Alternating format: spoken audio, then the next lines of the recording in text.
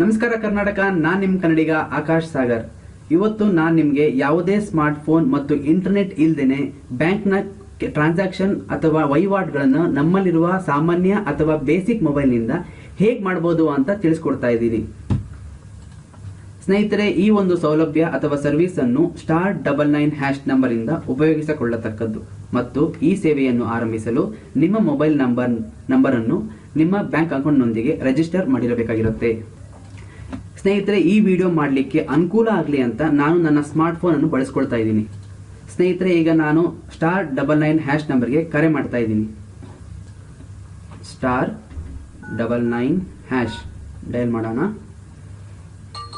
ಸ್ನೇಹಿತರೆ, ಗಮನಿಸ್ತಾ ಇರಬಹುದು, ಇಲ್ಲಿ NUUP ಅಂತ ಕೇಳ್ತಾ ಇದೆ. NUUP ಅಂದ್ರೆ ನ್ಯಾಷನಲ್ ಯೂನಿಫೈಡ್ USSD ಪ್ಲಾಟ್ಫಾರ್ಮ್ ಅನ್ನೋ ಒಂದು ಟೆಕ್ನಿಕಲ್ ಟರ್ಮ್ ಆಗಿರುತ್ತೆ.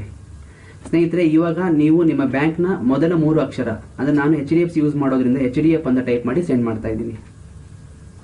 ಸ್ನೇಹಿತರೆ, ಇಲ್ಲಿ 7 ಆಪ್ಷನ್ ತೋರಿಸ್ತಾ ಇದೆ. Account balance, mini statement, send money using MMID, send money using IFSC, show MMID, change.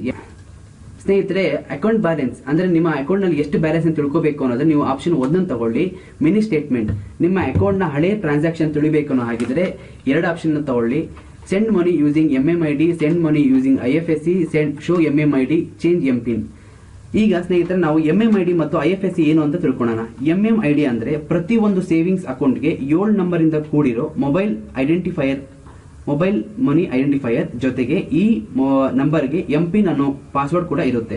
ಇದನ್ನ ನೀವು ನಿಮ್ಮ ಬ್ಯಾಂಕ್ ಅಥವಾ ಇಂಟರ್ನೆಟ್ ಬ್ಯಾಂಕಿಂಗ್ ಮೂಲಕ ಪಡೆಯತಕ್ಕದ್ದು. ಜೊತೆಗೆ MMID ಮೂಲಕ ದಿನದ ಯಾವುದೇ ಸಮಯದಲ್ಲೂ ಕೂಡ ಹಣವನ್ನು ಟ್ರಾನ್ಸ್ಫರ್ ಮಾಡಬಹುದು. ಗೆಳೆಯರೇ, ನೀವು MMID ಮೂಲಕ ಹಣ ಟ್ರಾನ್ಸ್ಫರ್ ಮಾಡಲು ಆ ವ್ಯಕ್ತಿಯ MMID ಮತ್ತು ಆತನ ಬ್ಯಾಂಕ್ ನಲ್ಲಿ ರಿಜಿಸ್ಟರ್ ಮಾಡಿರುವ ಮೊಬೈಲ್ ನಂಬರ್ ಅವಶ್ಯಕತೆ ಇರುತ್ತೆ. ಈಗ IFSC ಏನು ಅಂತ ತಿಳ್ಕೊಳ್ಳೋಣ. IFSC ಮುಖಾಂತರ ನೀವು ಹಣ ಟ್ರಾನ್ಸ್ಫರ್ ಮಾಡಬೇಕು ಅಂದ್ರೆ ಆ ವ್ಯಕ್ತಿಯ ಬ್ಯಾಂಕ್ ಅಕೌಂಟ್ ನಂಬರ್ ಮತ್ತು ಆ ಬ್ಯಾಂಕಿನ IFSC ಕೋಡ್ ಅವಶ್ಯಕತೆ ಇಲ್ಲಿರುತ್ತೆ. ಸ್ನೇಹಿತರೆ, ಗಮನಿಸ್ತಾ ಇರಬಹುದು, ಶೋ MMID ಅಂತಿದೆ. MMID ಅಂದ್ರೆ ನಿಮ್ಮ ಅಕೌಂಟ್ ನ MMID ತಿಳ್ಕೋಬೇಕು ಅಂದ್ರೆ ಆಪ್ಷನ್ 6ಕ್ಕೆ ಹೋಗಿ ಚೇಂಜ್ MPIN ಅಂದ್ರೆ ನಿಮ್ಮ MMID ಯ MPIN ಏನಾದ್ರೂ ನೀವು ಚೇಂಜ್ ಮಾಡೋ ಪರಿಸ್ಥಿತಿ ಬಂದಾಗ ನೀವು MPIN ನ ಚೇಂಜ್ ಮಾಡಬಹುದು. ಸ್ನೇಹಿತರೆ, ಈಗ ನಾವು MMID ಮುಖಾಂತರ ಹಣ ಕಳಿಸೋಣ. ನಾನೀಗ ಅದಕ್ಕೋಸ್ಕರ ಆಪ್ಷನ್ 3ನ ತಗೊಂಡು ಸೆಂಡ್ ಮಾಡ್ತಾ ಇದ್ದೀನಿ.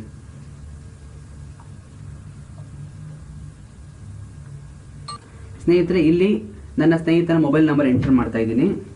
ಆತನು ರಿಜಿಸ್ಟರ್ ಮಾಡಿರೋ ಮೊಬೈಲ್ ನಂಬರ್ ಆಗಿರುತ್ತೆ.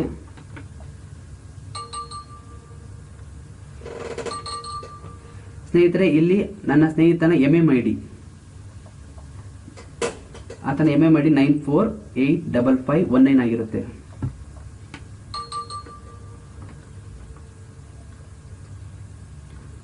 ಸ್ನೇಹಿತರೆ, ನಾನು ಎಷ್ಟು ಅಮೌಂಟ್ ಕಳಿಸಬೇಕು ಅಂತ ನಾನು ಮೆನ್ಷನ್ ಮಾಡಬೇಕು. ನಾನು ಇವಾಗ 500 ರೂಪಾಯಿ ಕಳಿಸ್ತಾ ಇದ್ದೀನಿ. ಸ್ನೇಹಿತರೆ, ನೀವು ಗಮನಿಸ್ತಾ ಇರಬಹುದು, ಇಲ್ಲಿ MPIN ಕೇಳ್ತಿದೆ. ಅಂದ್ರೆ ನನ್ನ MMID MPIN ಅಂದ್ರೆ 4 ಡಿಜಿಟ್ ನಂಬರ್ ಆಗಿರುತ್ತೆ.